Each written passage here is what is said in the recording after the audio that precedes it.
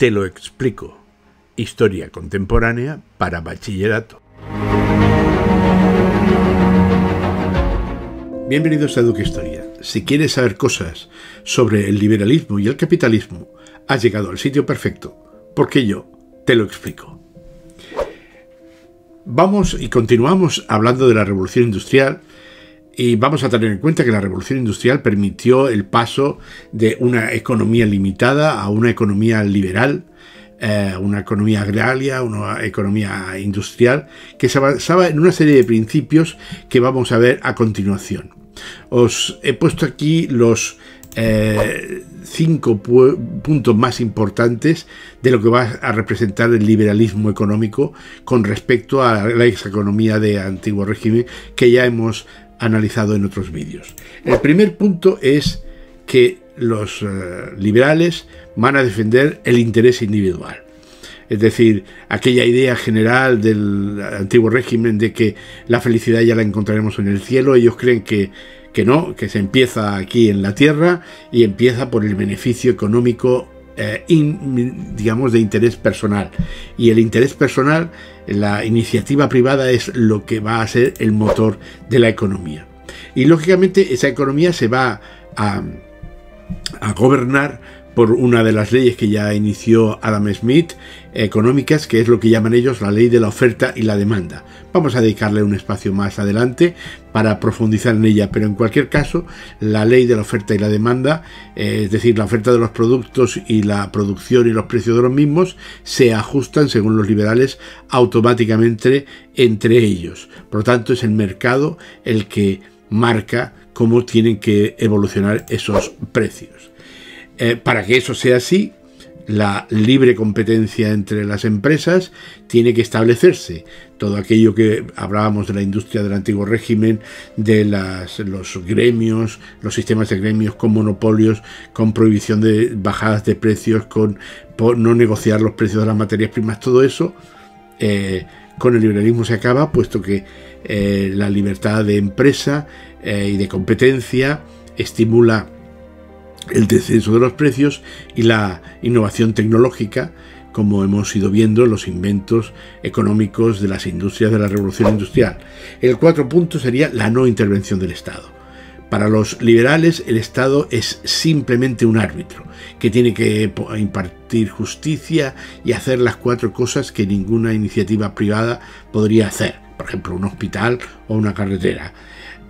Por lo tanto, el Estado tiene que intervenir lo mismo, y ya veréis como a lo largo del tiempo los liberales van a estar en contra de las subidas de impuestos, porque las subidas de impuestos son un intento de reequilibrar la riqueza, y los liberales piensan que no hay que reequilibrar nada porque la riqueza se equilibra sola mediante la iniciativa privada. Y finalmente el libre comercio, que es un complemento de lo anterior, puesto que el libre comercio significa que todos los países del mundo tienen que dejar libres los precios de los productos, entre otras cosas porque en el siglo XVIII había muchos países que utilizaban los aranceles. Los aranceles son impuestos para evitar que los precios más baratos de productos extranjeros sean competitivos con los nacionales. ¿Qué se hacía? Se ponían impuestos sobre los productos más baratos que venían de fuera y al final eran más caros que los nacionales, pero artificialmente, no a precio de mercado. Por lo tanto, ellos creen que ese libre comercio tiene que ser una cosa fundamental. Y vamos a hablar de un par de teóricos del liberalismo. Hay muchos, pero vamos a hablar de 2. Uno que es francamente optimista, que cree que el libre comercio es el liberalismo es la solución a todos los problemas, y otro que es un poco más pesimista. El optimista es Adam Smith. Es el principal teórico del liberalismo clásico, fue un escocés, Adam Smith, que vivió entre 1723 y 1790 y que escribió un libro cuyo nombre completo es Ensayo sobre la naturaleza y causa de la riqueza de las naciones, pero que se conoce vulgarmente con el sobrenombre de La riqueza de las naciones, publicado en 1776, y en ella ya introdujo las ideas fundamentales de lo que sería el liberalismo económico. Vamos a algunas de ellas. Bueno, pues en ese libro es donde se dice que lo que mueve a las personas a actuar en la economía es el interés individual. Lo que hace que una persona monte un negocio o que cultive algo es porque cree que va a ganar dinero con ello y va a ser más feliz con el dinero que gane. Y esa doctrina ya, digamos, apoya la iniciativa privada frente a la iniciativa del Estado, como hemos dicho. Pero según él, el Estado se tenía que limitar su papel y dejar a lo que él llamaba la mano invisible del mercado, que ya organizaría los precios mediante esa ley de la oferta y la demanda. El Estado debía limitarse, como ya hemos dicho antes, a mantenimiento de la justicia, defender el territorio, hacer aquellas obras que la iniciativa privada no pudiera hacer. Smith también defendió que la riqueza proviene del trabajo humano, es decir, no de la acumulación de metales preciosos o de tierras. Es decir, es uno de los primeros que se da cuenta que el dinero no es la riqueza, sino que es una representación de la riqueza. Y la riqueza se produce mediante el trabajo humano. Y fue también el primero que estudió el aumento de la productividad, es decir, que no basta con el aumento de la producción para que una economía vaya mejor, sino que tiene que aumentar la producción durante el tiempo, durante la producción por hora, o por año, o por día. Y eso se produce mediante la división del trabajo, mediante la especialización en el trabajo. También introdujo una diferencia que luego han aprovechado muchos economistas para explicar la economía, que es la diferencia entre lo que es el valor del uso y el valor de cambio.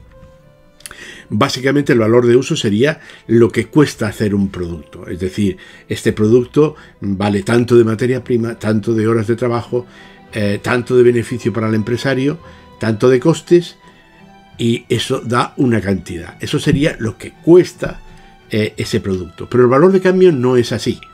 Es decir, cuando ese producto escasea o es muy importante, es igual que un litro de gasolina valga 0,10 céntimos de producción. Se vende a €1 porque hay mucha demanda y poca oferta. Por lo tanto, el valor de cambio es la capacidad de un bien para ser cambiado por otros y da lugar a diferencias de precios, es lo que justifica las diferencias de precio. Vamos a decir que Adam Smith era un optimista, porque él pensaba que si se dejaba actuar libremente la iniciativa privada se produciría un crecimiento infinito. Él creía en el progreso infinito que beneficiaría a todas las personas. Fue, como hemos dicho, un liberal optimista. Y como es el que plantea inicialmente la ley de la oferta y la demanda, vamos a explicarla aquí, porque muchas veces a los alumnos les cuesta entender esta ley, ¿no? Fijaros que lo va a hacer en dos niveles, en el intercambio de productos y en los salarios, ¿no? Fijaros cómo se produce este ciclo que hace que el mercado se autorregule. Bueno, pues si partimos de un momento inicial, que es que hay muchos productos, digamos que la oferta, digamos lo que se ofrece es superior a lo que se pide, lógicamente por efecto de la competencia, normalmente suelen bajar los precios, porque hay mucho y no se pide tanto. Cuando sucede eso, normalmente eso nos lleva a, digamos, a abaratar los precios y como los productos son muy baratos, aumenta la demanda. Todo el mundo quiere comprar esos productos porque son baratos. Como todo el mundo quiere comprar esos productos, se agotan los productos, escasean los productos y entonces vuelven a subir los precios. Y como suben los precios, ¿cómo se soluciona? Pues aumentando la oferta de productos a la vez, de manera que bajan los precios. Y luego, digamos, al bajar los precios, aumenta la demanda y suben los precios. Y eso sería el autocontrol que tiene el mercado para que los precios siempre estén en el equilibrio entre lo que se pide y lo que se ofrece. Y en el mercado laboral sería algo parecido, ¿no? Si hay mucha oferta de empleo, hay muchos puestos de trabajo, mucho más puestos de trabajo que, digamos, que la demanda que hay, pues suben los salarios porque hay poca gente para trabajar en muchos sitios. Entonces se le paga mucho a la gente por trabajar, digamos, porque son escasos. Al subir los salarios hay mucha más gente que quiere trabajar y la competencia hace que aumente la demanda de trabajo y por lo tanto volvemos al aumentar la demanda de trabajo desaparece la competencia y bajan los salarios y vuelve otra vez a producirse el ciclo mediante, digamos, aumenta la oferta de trabajo. Por lo tanto, la oferta y la demanda, lo que según Adam Smith producen es que se equilibre lo que se ofrece con lo que se puede pagar. Y siempre el mercado es el que rige los precios. Por lo tanto, cuando un Estado altera los precios, está alterando esta ley de la oferta y la demanda. El otro liberal del que vamos a hablar es Robert Malthus, conocido más como Robert Malthus, que vive en 1766 hasta 1834. Fijaros que ve un poco más avanzada la revolución industrial y tiene un libro que se llama Ensayo sobre el principio de la población, en el año 1778. Y es el primero que se da cuenta que este crecimiento idílico del que hablaba Adam Smith no es real.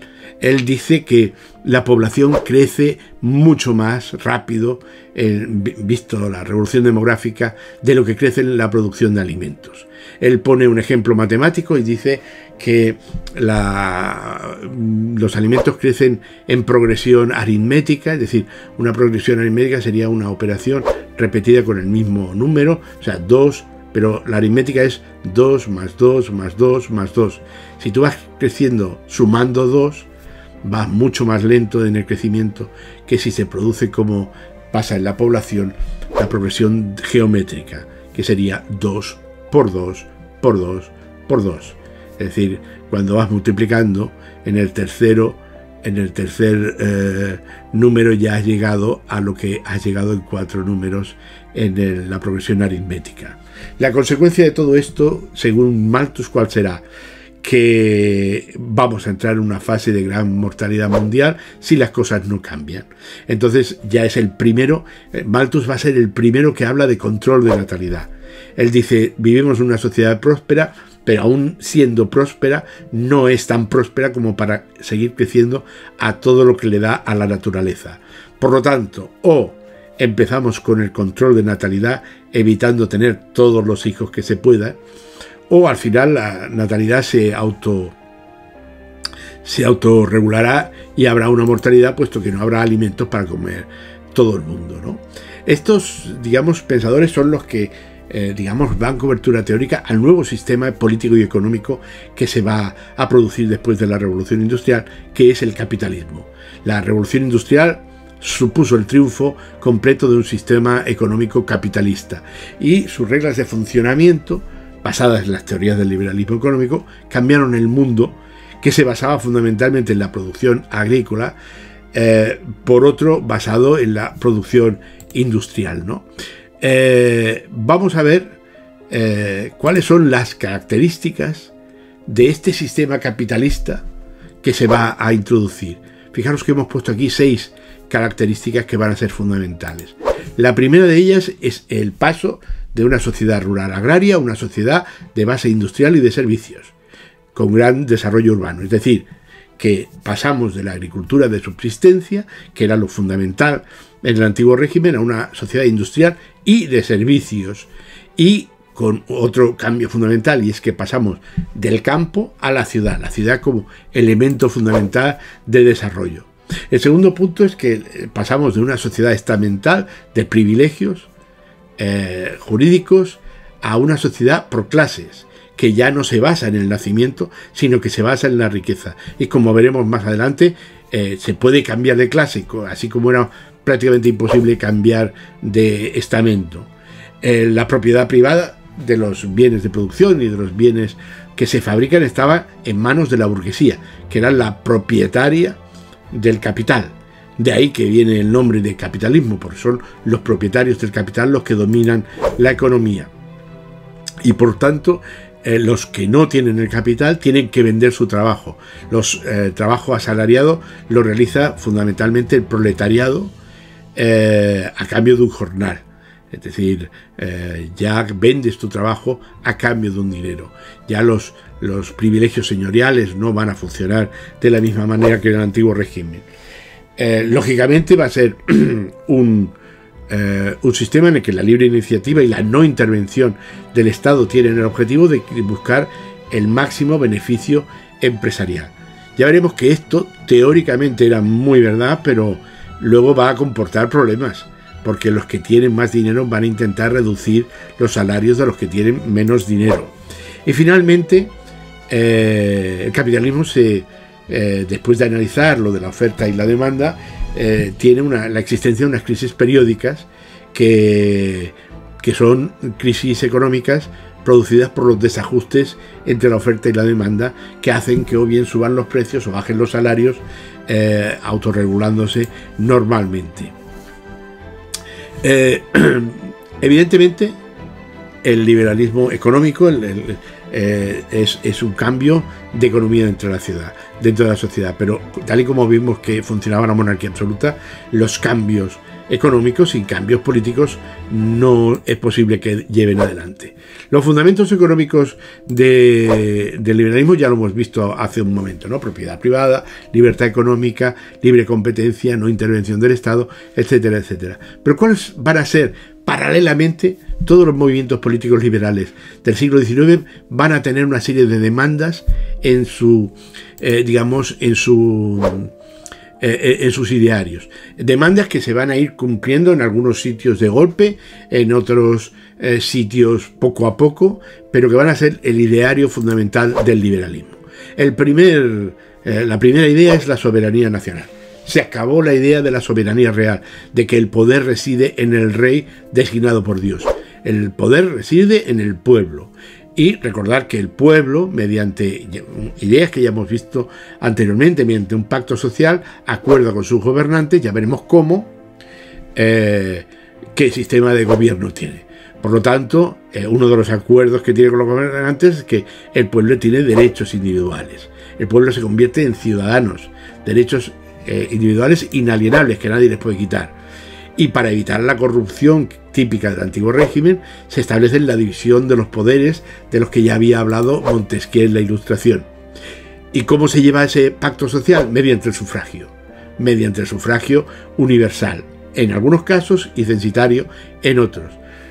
Universal quiere decir que vota todo el mundo, o censitario quiere decir que votan solo los que tienen un mínimo de riqueza. Pero en cualquier caso, ya no es designación divina, sino que es mediante la votación. Y lógicamente van a pedir una constitución, que sería la ley fundamental de un país, en donde se establecen los derechos y las obligaciones de todos los ciudadanos, del gobierno, de los reyes si los hubiera, de todo el mundo. Igualdad legal ante la ley, ya no hay. Recordar que había gente en el antiguo régimen que no tenía, digamos, la ley no le podía hacer nada, porque no podían ni siquiera ser juzgados. Ahora todo el mundo, teóricamente, somos iguales ante la ley, y las libertades fundamentales que van a reivindicar los liberales son la libertad de pensamiento, la libertad de expresión y la libertad de prensa. Con lo cual, vamos a ver, estas son las características de los gobiernos de las llamadas revoluciones burguesas. Lo cierto es que la sociedad industrial confirmó una nueva estructura social que, digamos, que era medida por la cantidad de la riqueza y no por el nacimiento, como hemos dicho. Y en esa sociedad las personas podían cambiar de escalón, de grupo social, por medio del enriquecimiento o del empobrecimiento. Y por lo tanto ya hemos dicho que tenían una movilidad constante a nivel social. Fijaros, vamos a recomponer esa pirámide que ya explicamos cuando hablamos del antiguo régimen, cómo queda después de la revolución industrial. Evidentemente había los más ricos arriba y los más pobres abajo, pero la cosa cambia un poquito. Fijaros, en la cúspide de la pirámide están lo que llamamos las clases altas. ¿Quiénes pertenecen a las clases altas? Los que tienen más cantidad de dinero, ya no de privilegios. Pueden tener privilegios, pero solo con los privilegios no les valen, tienen que tener dinero. ¿A quién pertenece? Pues a la nobleza tradicional, que eran los que mandaban, y a la burguesía, los principales industriales, los principales comerciantes, los principales banqueros. Fijaros que ya veremos con la revolución, como la Revolución Francesa, la burguesía va a exigir poder. ¿Por qué? Pues porque tienen dinero, porque necesitan estar tener poder para estar en la cúspide de la sociedad. El segundo grupo serían las clases medias. En las clases medias son los que tienen dinero, pero no con las cantidades grandes de la gran burguesía. Pues, por ejemplo, los trabajadores cualificados, los ingenieros, los contables, la gente que tiene una formación, las profesiones liberales como médicos, abogados, funcionarios, ¿vale? Y campesinos ricos con tierras, o pequeños industriales. Todos estos serían la clase media. Y el capítulo inferior, que es el más numeroso también, es el de las clases bajas, los que tienen menos ingresos, que dependen prácticamente solo de su salario, el proletariado industrial, o pequeños campesinos y jornaleros, o marginales de la sociedad que no tienen oficio ni beneficio. Esa sería la estructura social que queda en la sociedad de clases, que, como veis, es bastante diferente, sobre todo en el aspecto de que un señor que está en la clase alta, si se gasta el dinero, si lo malgasta, si lo pierde, baja a clase media o a clase baja. Y un señor de la clase baja, si ahorra dinero, si es capaz de ser creativo y llegar a conseguir una empresa, puede subir de clase. Por lo tanto, la idea del empresario americano, del sueño americano, es que el botones de un banco puede llegar a ser el director general. Es la idea del sueño capitalista. Lo cierto es que hasta aquí hemos llegado con la revolución industrial, pero tenemos nuevos temas para ti, porque si quieres, por ejemplo, saber qué pasa con la Revolución Francesa, has llegado al sitio perfecto, porque yo te lo explico.